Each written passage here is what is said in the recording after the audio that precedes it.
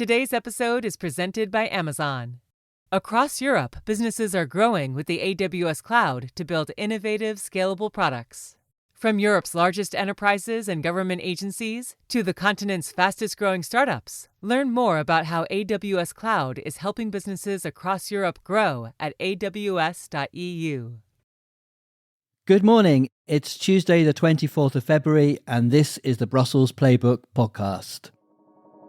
The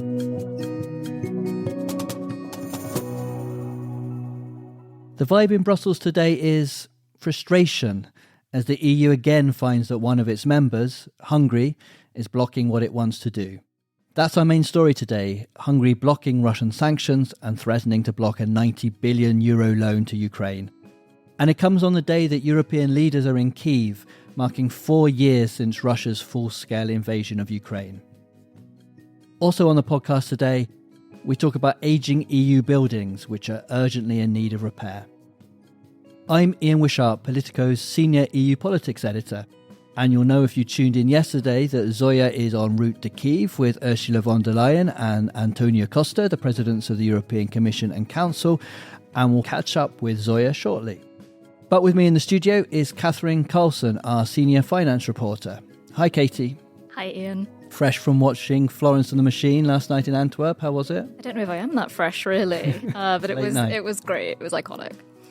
Very good. Well, it's obviously a sad day for Ukraine today as it marks the 4th anniversary of the full-scale invasion. And yesterday was a difficult day for the EU again as it saw a breakdown once more in consensus. Not for the first time, this was because of Hungary, which yesterday blocked the latest round, the 20th package of sanctions on Russia, and is also threatening to block the €90 billion loan to Ukraine that the EU leaders thought they'd sorted out in December.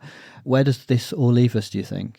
Well, I think that's the question that's going to be on everybody's lips at the moment. What configuration you might possibly be able to make progress on this issue with, what plan we're pursuing, just how this can physically happen. I mean, it could be as simple as von der Leyen and Costa being able to get on the phone to Orbán today and making some kind of progress, or it could be something that's dragged out for months and requires a whole new rethink. We were both there at that summit back in December, where the plan had been using frozen Russian assets for a loan to Ukraine for months and months, and all of a sudden it was different. And I know you watched the press conference yesterday afternoon with Kaja Kallas, the EU's chief diplomat, and she raised the prospect of frozen Russian assets being back on the table. That would be quite a turnaround after that all fell apart in December, wouldn't it? Yeah, absolutely. I mean, Kallas was a big fan of that plan all along, but she was one of the only people that was. We should remind people, actually, it was Belgium in the end, or Belgium at the start, actually, that said the plan to use the Russian assets wouldn't work because they're based, nearly all of them are based in Belgium,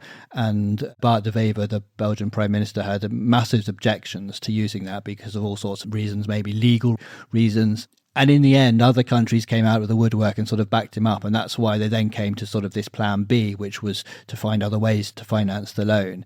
You can't really see something working now that didn't work in December, can you? Yeah, exactly. I mean, the whole reason this plan was torpedoed in the first place is because there were issues over legal credibility, over what that would mean for the EU as a financial centre. I mean, the European Central Bank was completely against this plan.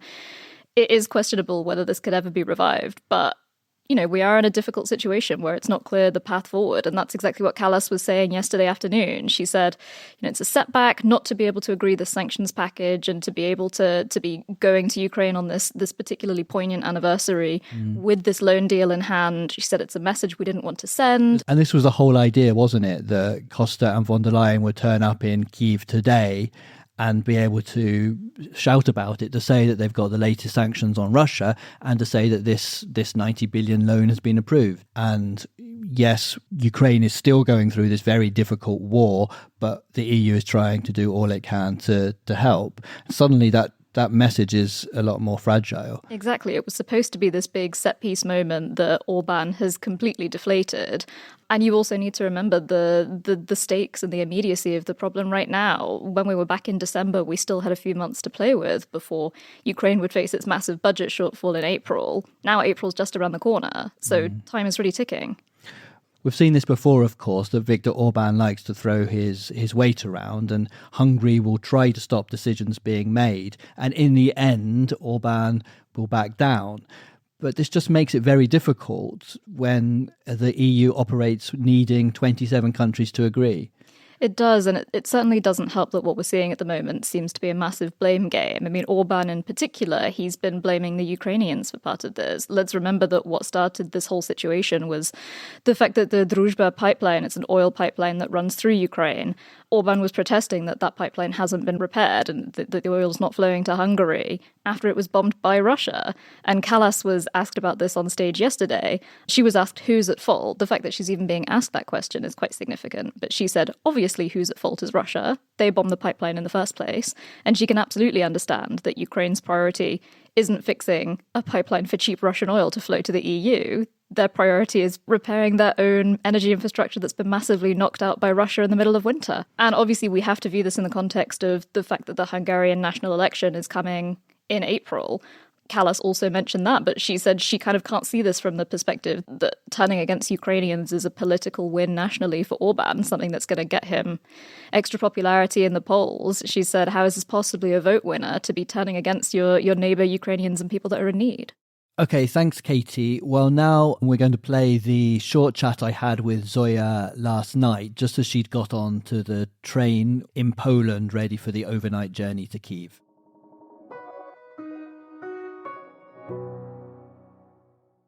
Hi, Zoya, how are you? You're on the train. Are you in Poland? Hey, Ian, yes, we've just got on the train. I'm travelling with the European Commission President, Ursula von der Leyen, and the European Council President, António Costa. We're on our way to Kyiv tonight, and the plan is to arrive tomorrow morning for the commemoration of the 4th anniversary of the war. And this station in Poland that you're leaving from, this is which people will remember this from all the refugees arriving at the early moments of the war. Is that right? That's right. It's Przemysl Station. And, tonight it was very, very quiet when we all got on the train. Not a lot of people waiting at the station, and the train itself is full of EU folk. So there's a small travelling press pack and the 2 presidents and some of their staffers. But otherwise, the station is quite empty. It was snowing a little bit as we were departing. And you were on the plane from Brussels with the 2 presidents. What's the mood in the EU now? Because obviously the Foreign Affairs Council didn't quite go according to plan. Yeah, that's right, Ian. I mean, the mood was really grim. Things were subdued. I think the intention had been to show up to Kyiv with quite a victorious kind of package of sanctions. In the lead up to the fact, I was hearing people say, this is a tough package of sanctions. This is a really, really positive step forward. But on the plane, there was this sense from the President of the European Council's folks, as well as from the Commission, that things have sort of fallen apart. And definitely I sensed a real down mood on the plane. And we know that António Costa wrote a letter to Orban, Viktor Orban, the Prime Minister of Hungary. I think you saw that letter, didn't you? Yeah, I did. And in that letter, he really took aim at Hungary's brinksmanship, saying, look, this is really inappropriate for you to have made this deal at the European Council and to now be reneging on it. So it's quite a firm letter. And I know that our colleague Gabriel Gavin has seen a response from Viktor Orban again. So this has been a bit of a ping pong. Yeah, he's just seen this letter just as we're recording at 8 p.m. on Monday. Orban writing back saying he's one of the most disciplined and consistent leaders in the EU, but his veto of the loan is justified by new circumstances. So it will be quite a strange meeting that the EU delegation has in Kyiv in the morning. Just describe to us where your journey goes from here then. It's overnight from Poland. What's it like on the train? Give us some colour. Yeah, it's overnight. So we've got roughly, 12 hours on the train. The train itself is quite comfortable. So we've each got a carriage we're sharing. We've got a couple of bunkmates sharing each cabin. It's comfortable. The meals are good. We've got fresh fruit, some cheese.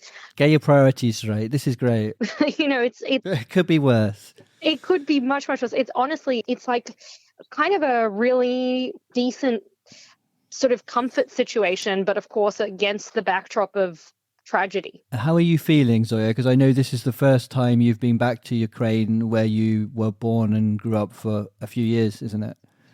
Yeah, I haven't been back since the full-scale invasion, and I've got to say I'm feeling really emotional about it, Ian. Not surprised. I remember the night that Vladimir Putin declared war on Ukraine. I was working the overnight shift as I usually was, and it was such a surreal experience seeing that press conference that he had pre-recorded, talking about launching a strategic military operation in the country's east, which of course I knew immediately was just code for an invasion. To be here again on the eve of that 4 years later. 4 years later, yeah. Look, I never thought that the war would go on for this long. I don't think anyone could have possibly predicted this because of various things, Ukraine outgunned and outnumbered, but the fact that it perseveres 4 years later is an astonishing feat. Okay, well, thanks, Zoya. We'll let you go, and hopefully, technology willing, we'll talk to you in the podcast on Wednesday. Thanks, Ian. Look after yourself. Bye. Thank you. Bye. Just before we chat with Katie again, back here in the studio, just a couple more headlines that you can read on Politico today.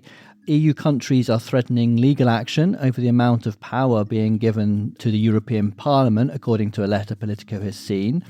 So you can read all about that. And also Bernd Lange, the chair of the European Parliament's Committee on International Trade, has said that the EU-US deal is now on hold until further notice. That one's definitely going to run. So you can read more about that on the Politico website as well.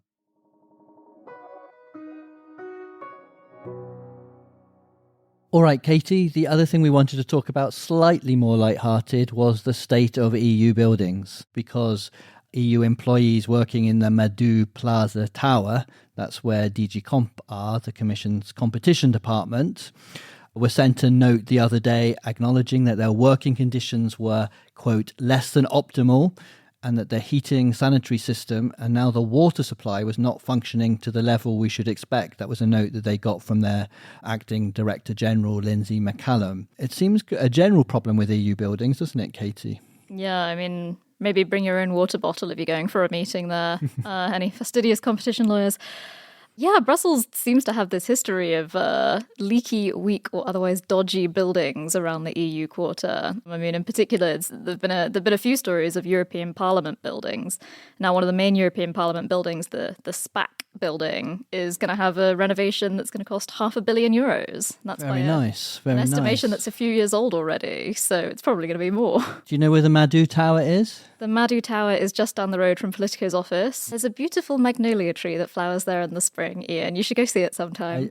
I did have to Google it, actually, and I did laugh at the Visit Brussels website, which says the Madou Tower has a whopping 33 floors, and it says, while Saint-Josse isn't Dubai, it's still the 5th highest tower in Belgium. I think that's a lovely Belgium understatement, don't you?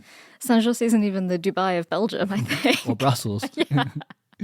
But it's usually, as you said, it's usually Parliament buildings that seem to fall apart. Yeah, there have been a few classics of the genre. The hemicycle in the European Parliament in Brussels, the ceiling partially collapsed back in 2012. Oh, I remember writing about that, yeah. Well, that might not be the only partial ceiling collapse you remember, because there was also one in Strasbourg in 2008. And the SPAC building, the one that's having this very costly renovation, which is probably going to run from next year until 2030, that wasn't originally built as an EU building. It was built as a conference centre back in the 80s, and the European Parliament bought it later. But it just seems to not quite be up to scratch in terms of being able to withstand damage. And then only last summer, I remember, when everybody was hot and sweaty, there was MEPs were even hotter and sweatier. Yeah, because the air conditioning broke in part of one of the main European Parliament buildings in Brussels. I think at the time the MEPs took it on the chin, though. They were quite good sports about it. But hopefully that's the sort of thing a renovation might be able to address. Good. Well, thank you for joining us, Katie. It's been good to see you, and hopefully we'll talk to you again. See you soon. Right, before we go, given that we've been talking about Kaja Kallas, the EU's top diplomat, a lot, let's mention that Estonia is celebrating Independence Day. So happy Independence Day to all Estonian listeners. That's it for the Brussels Playbook podcast today. Tomorrow morning, Zoya will again join us from Kyiv, so please tune in for that. And subscribe to the show wherever you listen to the podcast. Rate us, leave us a review. It really does help others to find the podcast, and tell your friends and colleagues about it. Perhaps you could tell us about whether you work in a crumbling EU building. Any horror stories? Are you scared to drink the water? Send us a message or a voice note on our WhatsApp. The number is in the show notes. I'm Ian Wishart. I'll see you tomorrow.